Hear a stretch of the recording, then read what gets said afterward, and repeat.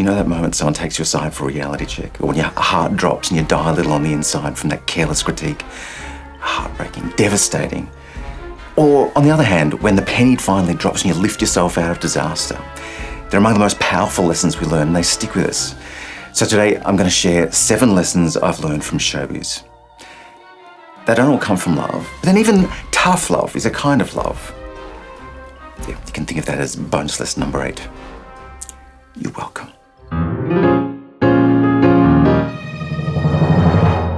Hi, I'm Scott. You're watching Inside Musicals, the channel for all things musical theatre. Now, any one of these tips could be a whole video in itself, so if you'd like me to expand on anything, you know what to do, leave me a comment. But let's start with the number 1 rule of Showbiz. No one knows nothing about nothing. I've learned this one over and over. The hard way. The entertainment industry is vast. There's no one size fits all, no single pathway, no one definition of right. Yet everyone has something to say about it. This script will never work. You can't be a serious writer if you're an actor. You need something to fall back on. Your face, not commercial enough. Yeah, I've heard all of those. But you know that saying? Opinions are like arseholes. Everyone's got one. But the tricky thing is knowing when to listen and when to ignore it. And that comes down to who's saying it. Are they an authority on the subject? Do they know what they're talking about? Is there value in their opinion? You know, if Bob Fosse, the famous choreographer, wanted to talk to you about dance, you should probably listen. Well, particularly since it's been dead for over 30 years. I mean, that's a long way to come back to make a point. But then if Mrs. Arnold from 2 Doors Down tells you that her Betsy, who did dance for a semester with her hairdresser's sister, could have danced with straighter back and turned out toes, you're going to want to reach down her throat and shout about the Fosse style. But don't. Resist the urge to just breathe, smile, say, thank you so much for caring, and get on with your life. Oh, note to self. Remember that for YouTube comments. On the other hand, it never hurts to listen to an opinion because it might not be what you think. You know, if someone in the audience says they didn't like you in the show, does it mean they didn't like your looks, your personality, that they thought you had poor technique, or that you had good technique but didn't connect? Or maybe that they didn't like your character? Because if you're playing the bad guy, I mean, maybe that's a compliment. So an opinion is one thing, interpreting it is another. But if that opinion comes with a solution, run fast. Because people come with an agenda. You know, when most people say, do you know what I'd do if I were you? They're not putting themselves in your shoes. What they're saying is, do you know what you should do if you shared my values, my beliefs, my fears, my limitations? It's more a reflection of them than your needs. You know, as a writer, everyone always wants to tell you what to do with your story. And it rarely has anything to do with good storytelling. Mostly, they're just patting themselves on the back for coming up with an idea, whether it makes sense or not. And if you're that person and you hear yourself telling it like it is, remind yourself you're not always the smartest person in the room. I know I really am. So it pays to have some humility. You know, when you think that this is all there is to know, and you know about this much, you think you know everything. But once you learn how much there is to learn, you realise that you don't know nothing about nothing neither. But don't take my word for it. I'm just another a-hole with an opinion. Number 2, work with people who are better than you. Now, when we're starting out, this is not always easy. You know, we don't always have the power. We don't always have the choice. But when we do get to work with that big name star, that big name director, or anyone at the top of their field, we need to relish it, because this is our opportunity to bring our A game. And yes, it could be intimidating, but whenever we're challenged and we rise to the occasion, we always evolve. And there are some things we can only learn on the job. And this is the power of mentoring. Not that these people are going to take us by the hand and whisper all their secrets. That's not their job. And often in a work situation, there's just not time for that. But we can learn from their example and emulate their process. And this is another good place for humility, to be able to just observe, listen, and learn. On the flip side, we never have to apologise for not knowing something if we're willing to learn. I'd much rather work with somebody who asked questions and learned than someone who pretended and couldn't deliver. And that's the difference between inexperience and incompetence. Now, I was musical director for a production of Sweeney Todd, and our Mrs. Lovett would not take notes from me or the director. Whatever I offered, she'd say, no, I have a process. She didn't have a process. Opening night, she still doesn't know her lines, half her songs. So there we are with bits of script all over the stage and she's still dropping lines. And it brings down the whole production because, well, we've never had a run through, not a proper one. And then when the producers ask me to feed her lines through an earpiece when I'm supposed to be conducting, I'm like, I have a duty to the whole cast. It's not my job to carry her. And that's the problem with the weakest link, particularly if they won't address that weakness. But that's where others who are better than us can inspire us. Because on other jobs, I've worked with big stars who are maybe twice, 3 times my age, and I've taken my cue from them. They've been curious, collaborative, humble, generous, and in fact, we've learned from each other. What they might bring in terms of experience, I might bring fresh eyes, fresh energy. And look, I've also worked with big names who are also A-list a-holes. Let's not sugarcoat it. But in my experience, the bigger the talent, the smaller the ego, because they don't have the insecurity of pretending to be something they're not. And so if you're that big fish in a small pond protecting your turf from the competition, remember the world already has enough mediocre. We don't need any more. I'm not saying that's a segue to the next tip, but if there's a Venn diagram, there might be some crossover. Number 3, never work with amateurs. Okay, now before you get snippy, I'm not beating up on community groups. They're a great place for enthusiasm and participation. And in context, the advice was never work with amateurs if you want professional results. It's an unreasonable expectation. It's not fair to them, it's not fair to you. And I learned that the hard way. Yet again. Some years ago, I approached a community orchestra about playing a new work of mine. As an emerging composer, it can be tough to get conversations with professional orchestras. So here's my reasoning. I'd offer this group a premiere of new work. They get some glory. In return, I get to record it to showcase what I can do as a conversation starter with a professional orchestra. Problem is, these people just aren't expert players. They have day jobs. They barely have time to polish their instruments, let alone polish a performance. Individually, they can all play a bit. But in spite of asking for solos, when it came time to feature, most of them choked. On the day of the performance, out of 55 players, 8 of them just didn't turn up. So parts of the piece have no melody, or there's a gap where no one's playing at all. At one point, the flute players come in 16 bars too early and never find their place. Or the percussionists just play whatever the hell they want just to keep time. At first, I'm angry, I'm furious, because the performance is a really public humiliation, because the performance doesn't represent the work at all. And then I'm just disappointed, because I'd expected too much. I invested too much time and energy in the wrong place. And for amateurs, this is an issue of mastery. As long as they're struggling with their own parts, they're not listening to each other, so they're not working as an ensemble. So I never get a usable recording, let alone a great one. If you want professional results, you must work with professionals. Now, my first orchestral film score was with players from the Sydney Symphony and opera orchestras.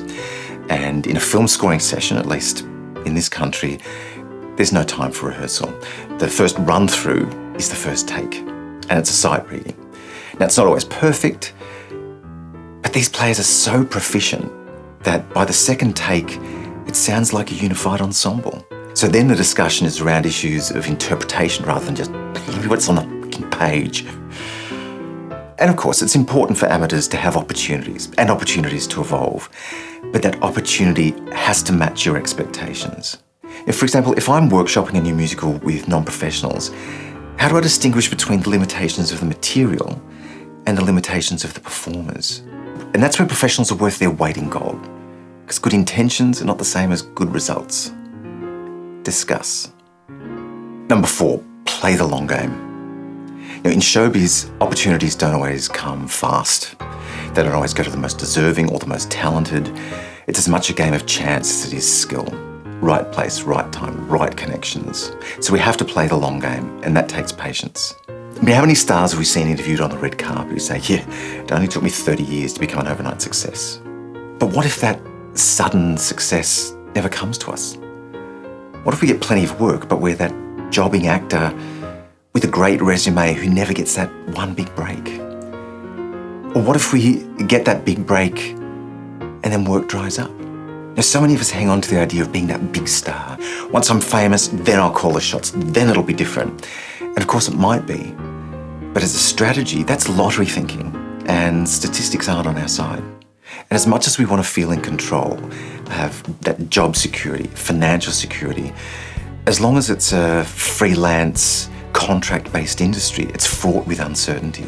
Because even with success, that big break, if it comes, it doesn't guarantee the next job. So how do we keep going? What do we do in the meantime? Well, if we can't control these other factors, maybe we need to redefine success, distinguish between career success, financial success, creative success, emotional success, things outside of the industry, social, spiritual, intellectual success. Because even that big break might not be all those things. Or even if it is, it might not be all those things at once. And if we only define success as fame or recognition, then a lot of us are going to feel unsuccessful for a lot of the time, even if we're successful in those other areas. And I get it, I still get frustrated. I've won awards and nominations for my film scores. I've had 4 musicals produced, 2 more workshopped, and a handful that will never see the light of day. But no one's knocking on my door. I still have to fight for every job. And some of those jobs are soul destroying, because I'm either writing to a brief I don't believe in, or if I break it down to an hourly rate, I'm working less than minimum wage, or I'm writing on spec for no pay at all. And I'm not saying we give up our goals, they give us direction, something to aim for. But what if success wasn't the end point? What if success was the process? Could we celebrate those small wins? Celebrate who we are in the process? The only way to play the game is to stay in the game. So we need a mindset to endure if that's what we want.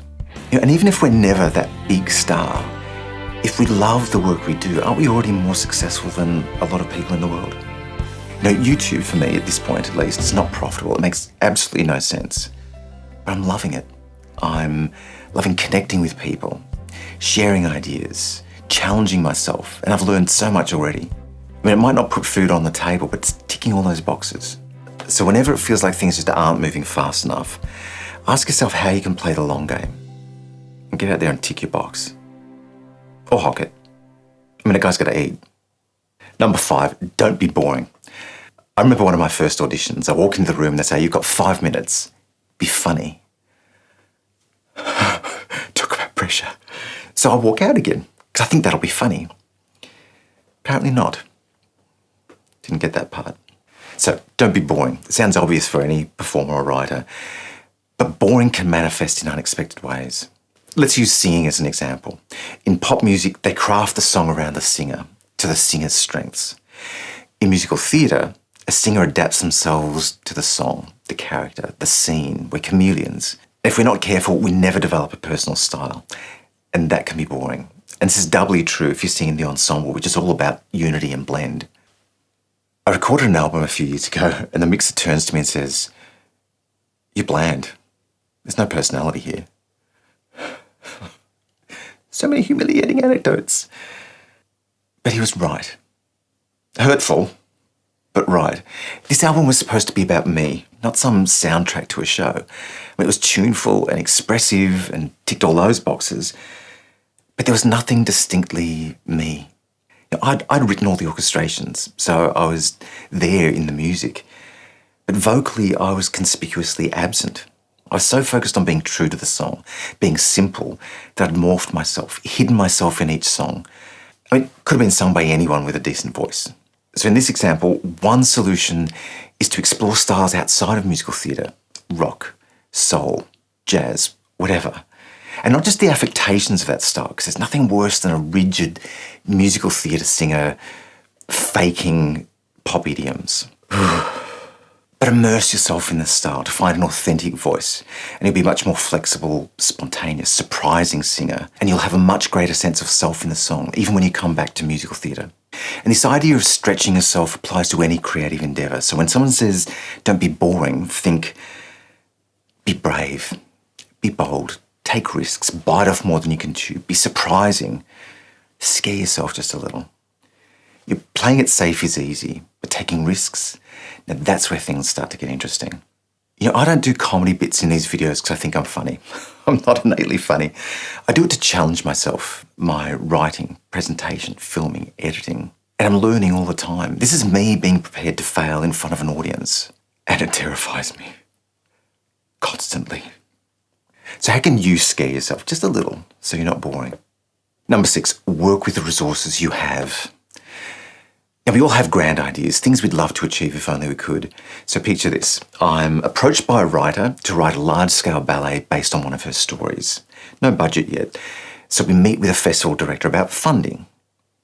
He's very gracious, but he says, this is a very ambitious idea, and it's quite interesting. But no one's going to put millions of dollars into an independent production of an unknown story by an untested team with no back record in ballet. Oh, when you put it like that, there ain't no funding. He says you could spend years chasing the money and still have nothing to show for it. Or you could ask yourself, what can you do now with the resources you have? So sometimes we have to think small to think big. Sometimes it's that small show with big ideas that gets us noticed. So think like an investor. They're not like a creative producer who wants to guide the artistic vision or cares about the artistic integrity of the piece. They want to know how to get a return on their investment. It's that simple. So we either create a business proposal to get the money, not always easy, or using the resources we have, we start small as proof of concept. Build an audience, invest in ourselves, and use that as a springboard to our next production, either reinvesting our own profits or enticing an investor with the proof of concept. And it was that conversation with the festival director that gave me the idea for this YouTube channel. I'd never filmed myself before, but it was something I could do with the resources I had at the time. I could reach out to like-minded people like you, share what I've learned, or take you with me as I continue to learn.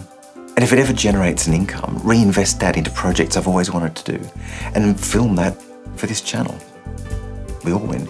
So thinking back to that other tip, to play the long game, I'm not just encouraging you to do it, I'm living it. So if getting the resources is your biggest barrier, ask what you can do with the resources you have. Number 7, don't get cute, get competent. Now, I first learned this one in a documentary called Blue Eyed, which was a social experiment about prejudice, but it applies equally to the entertainment world. In showbiz, we know looks play a part in casting decisions and other opportunities, and you should never feel guilty for getting a part because of your looks. And we can discuss the ethics of aesthetic bias some other time, but you need to have something else to back it up. Because when those looks fade, or they're no longer in fashion, or when someone cuter comes along, you want to give people a reason to keep employing you. Because even if you're Rob Lowe and your looks defy the laws of time, you still need those acting chops and charm and humour to last that long. And he does. And so he has. Pretty is the package, beauty is character, and character lasts. Then there's another kind of cute. Those people who use personality or charm at auditions or in the rehearsal room to deflect from their lack of depth, to distract from not doing the work. That also has a use-by date, because at some point, your limitations are going to be exposed. And remember back to that Mrs. Lovett story I told you earlier? I mean, she was adamant that she had a process, but she was really just covering up that she wasn't on top of the material. Not so much charm as deception. If your looks get you a foot in the door, all power to you. But if that's all you have, or if that's all you want to have, you're doing yourself a disservice. So don't get cute, get competent. At some point, we're all going to learn things the hard way. So share your tough love lessons in the comments. And if you found these ones useful, share the video with a friend. If you didn't, leave me a comment so I can say, thank you so much for caring, and get on with my life. See you next time.